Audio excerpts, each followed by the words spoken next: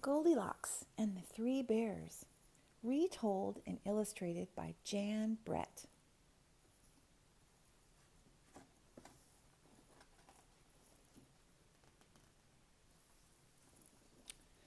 Once upon a time, there were three bears who lived together in a house of their own in a wood. One of them was little, small, wee bear, and one was a middle-sized bear, and the other was a great, huge bear.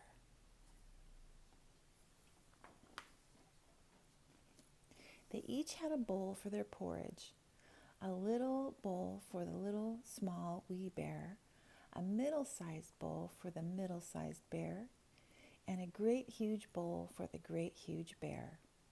And they each had a chair to sit in, a little chair for the little, small, wee bear, a middle-sized chair for the middle-sized bear, and a great, huge chair for the great, huge bear. And they each had a bed to sleep in, a little bed for the little, small, wee bear, a middle-sized bed for the middle-sized bear, and a great, huge bed for the great, huge bear. One day, after they had made their porridge for breakfast and poured it into their porridge bowls, they each walked into the woods while the porridge was cooling.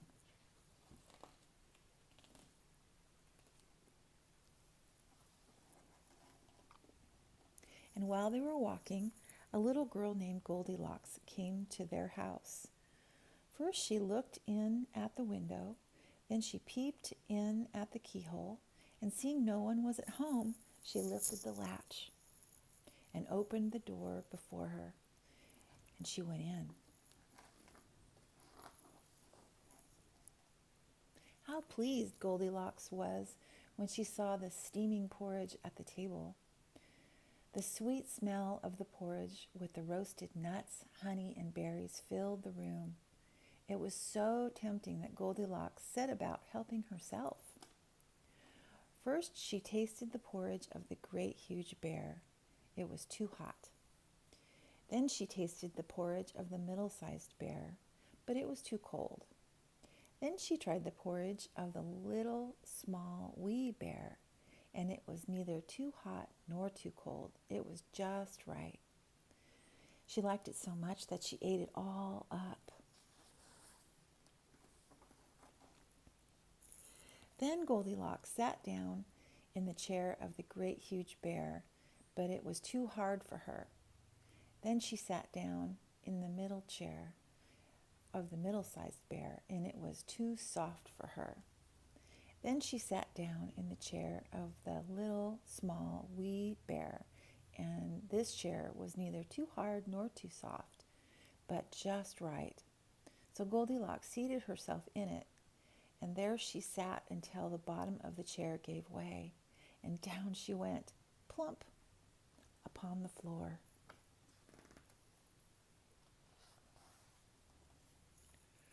Then Goldilocks went upstairs to the bedroom in which the three bears slept. First she lay down upon the bed of the great huge bear, but it was too high at the head for her. Next she lay down upon the bed of the middle-sized bear, but that was too high at the foot of her. Then she lay down upon the bed of the little small wee bear, and it was neither too high at the head nor foot, but just right. So she covered herself up comfortably and fell fast asleep.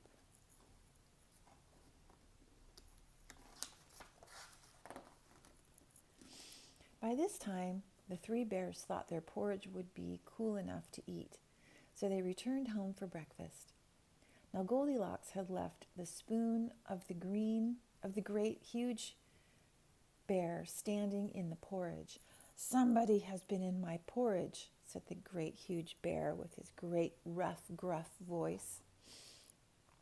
And when the middle-sized bear looked at hers, she saw that the spoon was standing in it too. "Somebody's been in my porridge," said the middle-sized bear in her middle-sized voice. Then the little small wee bear looked at his bowl, and the spoon of the was in the porridge bowl, but the porridge was all gone. Somebody has been in my porridge and has eaten it all up. And the little small wee bear, in his little small wee voice,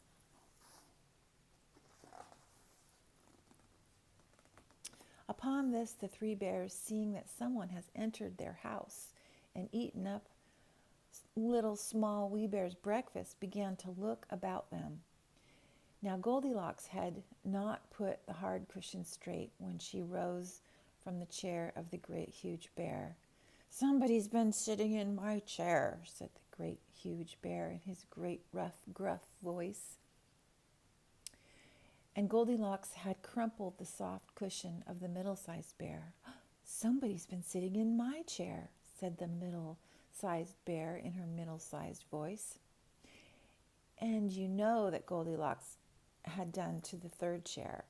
"Somebody's been sitting in my chair and has sat at the bottom right out of it," said the little small wee bear in his little small wee voice. Aww. Then the bears thought it necessary that they should make a further search, so they went upstairs to their bedroom. Now Goldilocks had pulled the pillow of the great huge bear out of its place. "Somebody's been lying in my bed," said the great huge bear in his great rough, gruff voice. And Goldilocks had pulled the cover of the middle-sized bear out of its place.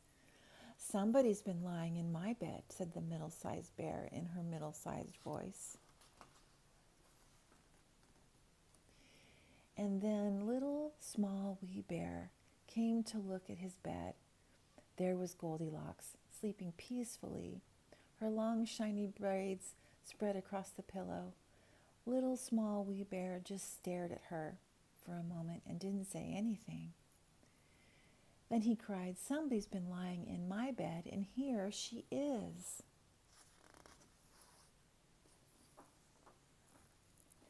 Goldilocks had heard in her sleep the great rough, gruff voice of the great huge bear and the middle voice of the middle-sized bear, but it was only as if she had heard someone speaking in a dream.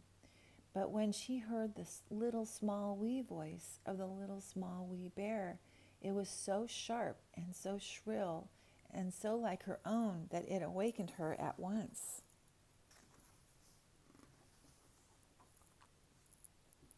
Up she started, and when she saw the three bears on one side of the bed, she tumbled herself off the other and ran to the window. Out Goldilocks jumped and ran away as fast as she could run, not looking behind her until she was very far away. And what happened to Goldilocks afterwards? No one can tell, but the three bears never saw anything more of her. The end.